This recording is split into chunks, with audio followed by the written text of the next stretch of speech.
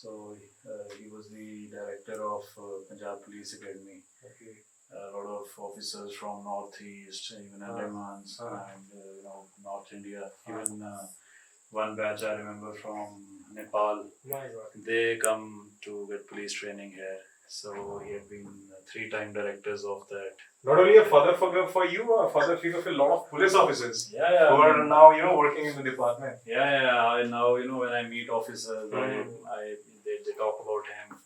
So I get to know their associations, what all they have learned from him. So he was actually a living legend, as I said. No doubt in that.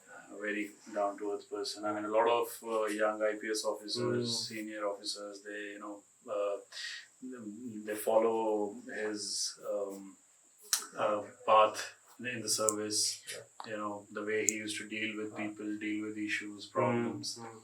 So probably that is the reason he was in charge of the main training academy for 3 times. 2 of them. Lucky people though are being trained at that. Oh, that's a gallery, amazing. Yeah. So actually it's a bit messy because we have to organize. I want to show this picture to all my audience. See this. Who is he? This one is you. Oh my God! I couldn't believe. The most naughty one. Yes. So this was my father's gallantry medal. Okay. From Mr. Pranab Mukherjee. Rashtrapati. So he was 3 times awarded. So many books, like your father used to read a lot. Yeah. I mean, he was a professor of history before becoming a police officer. Oh my God. So he taught in a college for 5 years. So you can see the medals on his chest. And people of Punjab was really fond of him.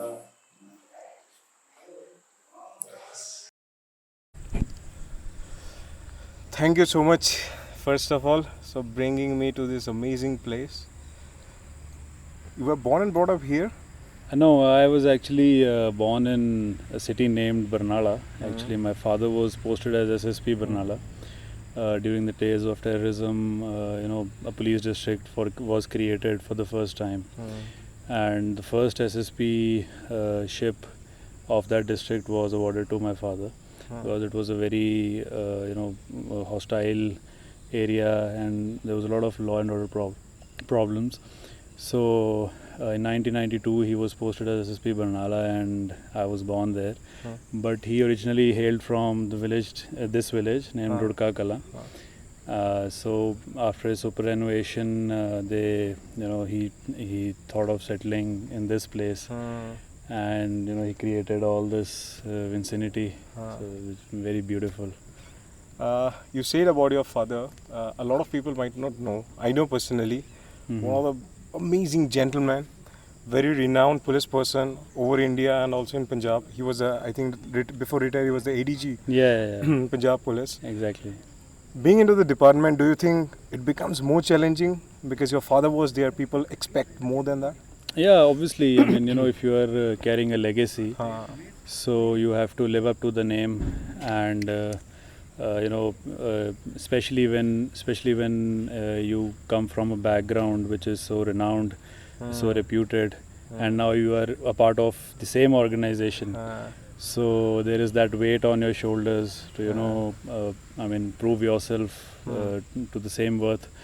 But I have always taken it as a motivation for me.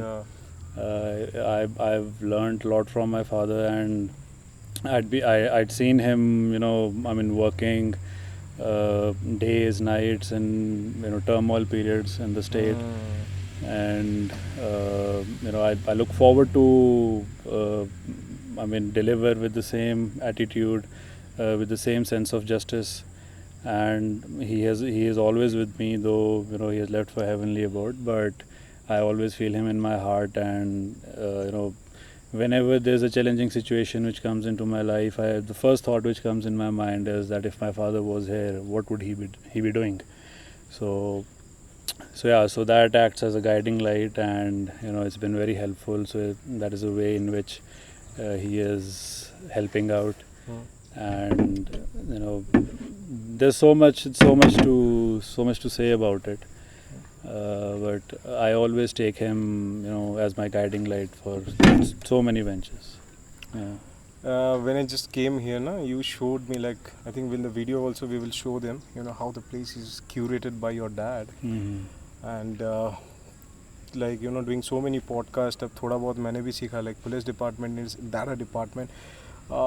It goes with a lot of turmoils, as you say, a lot of, and especially in crimes and stuff like that.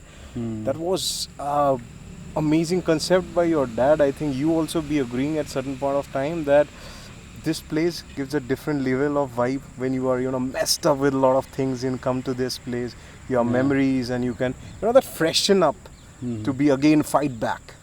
Yeah, I mean, this place is always rejuvenating, and my father had he actually chose to settle back in the village after executing his services all over the state and even abroad also at some time. But he never let that, he was connected to roots. He never forgot where has he come from. A very grounded, a thorough human being. So eventually he thought of building this beautiful place, and now it is in front of you. You can see, it's full. The nature, the nature lives here.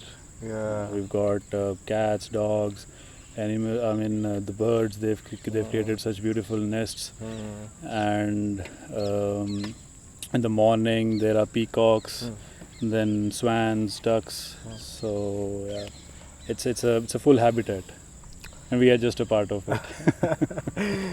And you told me that I was a vlogger once upon a time, okay? So from there coming into this profession and sometimes dealing with so many youth, do you feel, is it something which helps you in the profession to understand it more nicely? Well, yeah, so police is a profession in which you come across a lot of challenging experiences, which you generally don't encounter in your daily life. So there's a lot of negativity roaming around. There's a lot of experiences which are, you just get a cultural shock, or you just get blown away. You get to see the negative, the most negative side of the society, and then you are standing there to clean it up. So at the end of the day, you require some source of positivity, and you feel changing the whole scenario as far as your mindset is concerned. So blogging is one such thing, and then traveling is another thing. Fitness, gym, it just keeps you going, because you have to understand that your professional life and your personal life are two different things. So you cannot be the same person, or you cannot have the same mindset executing both the domains.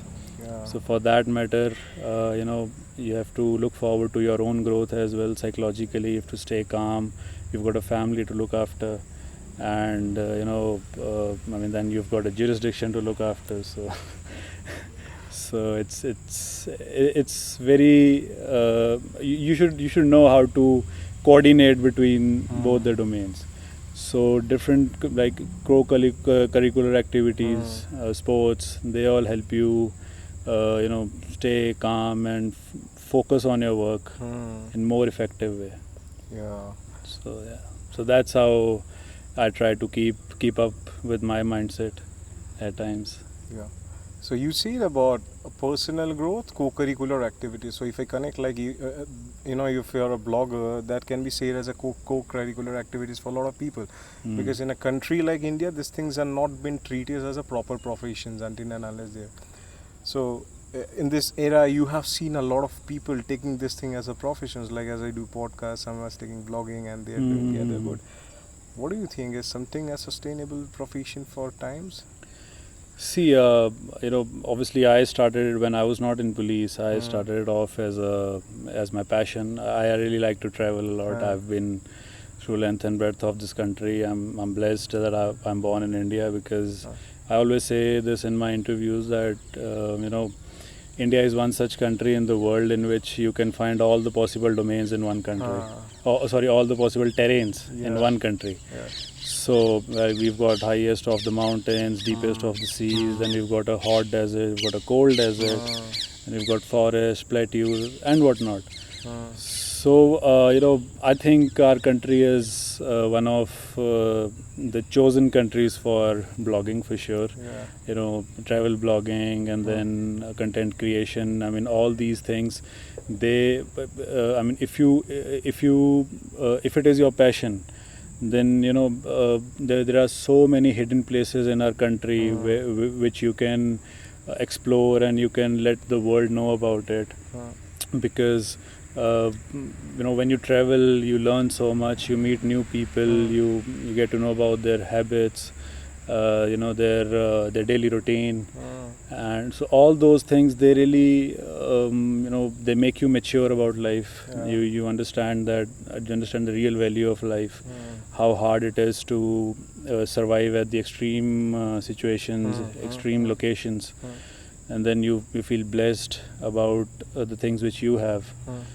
So talking about sustainability, I think today there are so many platforms where you can monetize your work. YouTube is one such platform, then Instagram, social media, all of these platforms are really giving the right position or the right name to your hard work. Exactly. Yeah, but at the end, as I said before also, you should only look for the things which enrich yourself.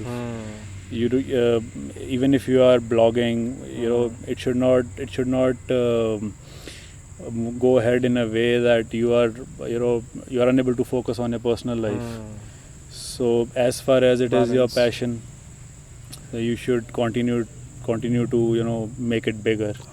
But if you are living for it and then you're ignoring the things which are of priority in your life, your family, your health, well-being, then I think you need to make a right balance between both of the things. Yeah.